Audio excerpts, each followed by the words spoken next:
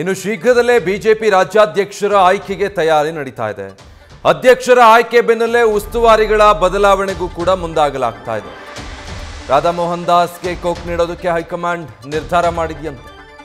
ಈ ಸ್ಥಾನಕ್ಕೆ ಭೂಪೇಂದ್ರ ಯಾದವ್ಗೆ ನೇಮಕ ಮಾಡೋದಕ್ಕೆ ಬಿಜೆಪಿ ಹೈಕಮಾಂಡ್ ಚಿಂತನೆ ನಡೆಸಿದೆ. ನ್ಯೂಸ್ ಫಸ್ಟ್ಗೆ ಬಿಜೆಪಿಯ ಉನ್ನತ ಮೂಲಗಳಿಂದ ಈ ಮಾಹಿತಿ ಲಭ್ಯ ಆಗಿರೋದು. ರಾಜ್ಯಾಧ್ಯಕ್ಷ ನೇಮಕ ವಿಚಾರ ಜೊತೆಗೆ ರಾಜ್ಯ ಉಸ್ತುವಾರಿಗಳ ಬದಲಾವಣೆಗೆ ಬಿಜೆಪಿ ಹೈಕಮಾಂಡ್ ಚಿಂತನೆ ನಡೆಸಿದೆ ಅಂತ.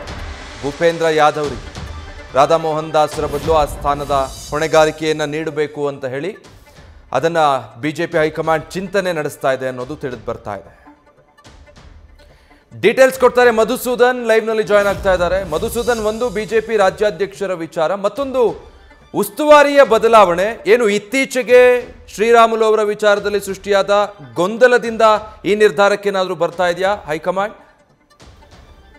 ವಿಜಯ್, ಬಹಳ ಪ್ರಮುಖವಾಗಿ ಬಿಜೆಪಿಯ ರಾಜ್ಯಾಧ್ಯಕ್ಷ ಸ್ಥಾನದ ಆಯ್ಕೆಯ ಗೊಂದಲದ ನಡುವೆಯೇ ಬಿಜೆಪಿ ಸಂಘಟನಾತ್ಮಕವಾಗಿ ಮುಂಬರೋ ಅಂತ 2028ರ ರಾಜ್ಯ ಸಾರ್ವತ್ರಿಕ ವಿಧಾನಸಭಾ ಕ್ಷೇತ್ರದ ಚುನಾವಣೆಯಲ್ಲಿ ಯಾವ ರೀತಿ ಸಂಘಟನೆ ಮಾಡಬೇಕು ಅನ್ನೋ ನಿಟ್ಟಿನಲ್ಲಿ ಸಂಘಟನೆಯನ್ನು ಬಲಪಡಿಸಬೇಕು, ರಾಜ್ಯದಲ್ಲಿ ಇರೋ ಅಂತ ಬಣ ಬಡಿದಾಟವನ್ನು ಹೋಗಲಾಡಿಸಬೇಕು ಅನ್ನೋ ನಿಟ್ಟಿನಲ್ಲಿ ಒಂದಷ್ಟು ಯೋಜನೆಯನ್ನು ಮಾಡಿಕೊಂಡಿದೆ. ಅದರ ಒಂದು ಭಾಗವೇ ನೇರವಾಗಿ ರಾಜ್ಯ ಬಿಜೆಪಿಯ ಉಸ್ತುವಾರಿಯ ಬದಲಾವಣೆ. ರಾಧಾ ಮೋಹನ್ ದಾಸ್ ಅವರು ಇತ್ತೀಚೆಗೆ ಬಿಜೆಪಿಯ ರಾಜ್ಯ ಘಟಕದ ಉಸ್ತುವಾರಿಯಾಗಿ ನೇಮಕ ಆಗಿದ್ದಾರೆ. ಅವರ ಹಿಂದೆ ಇದ್ದಂಥ ಉಸ್ತುವಾರಿಯನ್ನು ಬದಲಾವಣೆ ಮಾಡಿ ರಾಧಾ ಮೋಹನ್ ದಾಸ್ ಅಗರ್ವಾಲ್ ಅವರಿಗೆ ಹೈಕಮಾಂಡ್ ನಾಯಕರು ಮಣೆಯನ್ನು ಹಾಕಿದ್ರು. ಆದರೆ ಈಗ ನೇರವಾಗಿ ರಾಧಾ ಮೋಹನ್ ದಾಸ್ ಅಗರ್ವಾಲ್ ಅವರ ನೇಮಕಕ್ಕೂ ಕೂಡ ಒಂದಷ್ಟು ಕಂಟಕ ಎದುರಾಗ್ತಾ ಇದೆ. ಕಾರಣ ಏನು? ರಾಧಾ ಮೋಹನ್ ದಾಸ್ ಅಗರ್ವಾಲ್ ಅವರು ರಾಜ್ಯ ಬಿಜೆಪಿಯ ಉಸ್ತುವಾರಿ ಘಟಕಕ್ಕೆ ಬಂದ ನಂತರ ಒಂದಷ್ಟು ಬಣಗಳ ಹೆಚ್ಚಾಗಿದೆ. ಯಾರನ್ನೂ ಕೂಡ ಗಣನೆಗೆ ತೆಗೆದುಕೊಳ್ತಾ ಇಲ್ಲ, ಪರಿಗಣಿಸ್ತಾ ಇಲ್ಲ, ಏಕಪಕ್ಷೀಯ ನಿರ್ಧಾರಗಳನ್ನು ತೆಗೆದುಕೊಳ್ತಾರೆ.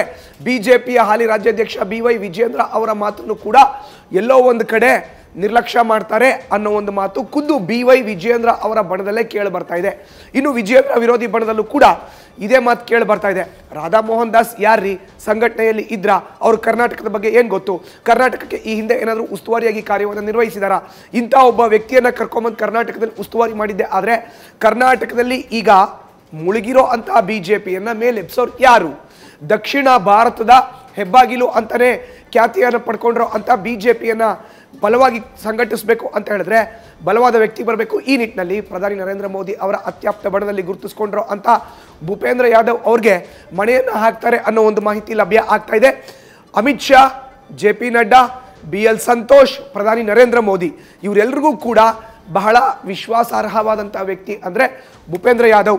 ಭೂಪೇಂದ್ರ ಯಾದವ್ ಅವರು ಈ ಹಿಂದೆ 2018 ರಾಜ್ಯ ಸಾರ್ವತ್ರಿಕ ವಿಧಾನಸಭಾ ಕ್ಷೇತ್ರದ ಚುನಾವಣೆ, 2023 ರಾಜ್ಯ ಸಾರ್ವತ್ರಿಕ ಚುನಾವಣೆ ಎರಡರಲ್ಲೂ ಕೂಡ ಗೌಪ್ಯವಾಗಿ ಸಂಘಟನೆಯನ್ನು ಮಾಡ್ತಾ ಪ್ರಮುಖ ಸಂಘದ ಜೊತೆ ಕೂಡ ನಿಕಟ ಸಂಪರ್ಕವನ್ನು ಹೊಂದಿ ಬಿಜೆಪಿಯನ್ನು ರಾಜ್ಯದಲ್ಲಿ ಬಲಪಡಿಸಿದ್ರು. ಹೀಗಾಗಿ ಭೂಪೇಂದ್ರ ಯಾದವ್ ಅವರಿಗೆ ಮಣೆ ಹಾಕಬೇಕು ಅನ್ನೋ ಒಂದು ಕೂಗು ಕೇಳಿ ಬರ್ತದೆ. ವಿಜಯ್, ಲಾಸ್ಟ್ ಪಾಯಿಂಟ್ ಒಂದು ಆ್ಯಡ್ ಮಾಡೋದಾದ್ರೆ ಭೂಪೇಂದ್ರ ಯಾದವ್ ರಾಜ್ಯಕ್ಕೆ ಬಂದಿದ್ದೆ ಆದರೆ ಉಸ್ತುವಾರಿಯಾಗಿ ಇಲ್ಲಿ ಇರೋ ಅಂತ ಬೇರೆ ಬೇರೆ ಬಣಗಳು, ಹಿರಿಯರು, ಕಿರಿಯರು, ಸೆಕೆಂಡ್ ಲೈನ್ ಲೀಡರ್ಸ್ ಎಲ್ಲರೂ ಕೂಡ ಒಟ್ಟಾಗಿ ಸೇರಿ ಫಸ್ಟ್ ಲೈನ್ ಲೀಡರ್ಸ್ ಜೊತೆ ಕೆಲಸ ಮಾಡ್ತಾ ಹಳೆ ಬೇರು ಹೊಸ ಚಿಗುರು ಎರಡೂ ಕೂಡ ಒಂದಾಗಿ 2028 ರಾಜ್ಯ ಸಾರ್ವತ್ರಿಕ ವಿಧಾನಸಭಾ ಕ್ಷೇತ್ರದ ಚುನಾವಣೆಯಲ್ಲಿ ಬಿಜೆಪಿಯನ್ನು ಅಧಿಕಾರಕ್ಕೆ ತರಲಿಕ್ಕೆ ಒಂದು ವೇದಿಕೆಯನ್ನು ನಿರ್ಮಾಣ ಮಾಡೋದ್ರಲ್ಲಿ ಯಾವುದೇ ಅನುಮಾನ ಇಲ್ಲ ಅನ್ನೋ ನಿರ್ಧಾರಕ್ಕೆ ಹೈಕಮಾಂಡ್ ನಾಯಕರು ಬಂದಿದ್ದಾರೆ. ಹೀಗಾಗಿ ಭೂಪೇಂದ್ರ ಯಾದವ್ ಬರೋದು ಬಹುತೇಕ ನಿಶ್ಚಿತ ಅನ್ನೋ ಎಕ್ಸ್ಕ್ಲೂಸಿವ್ ಮಾಹಿತಿ ನ್ಯೂಸ್ ಫಸ್ಟ್ಗೆ ಲಭ್ಯ ಆಗಿದೆ. Vijay, thank you Madhusudan.